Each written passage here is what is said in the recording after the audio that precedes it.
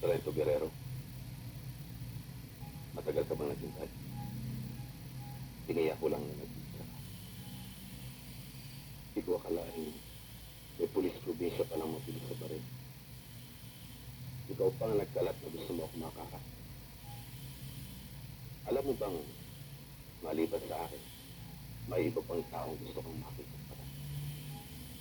Nasisiya naman ako. Bukod sa binayaran ako, may sasama ko pa isang probinsyanong pulis sa aking isa. Mabilis ako sa akin. Ang nakikita ko pa lang na mabilis eh. Kaya ngayon ko nga na,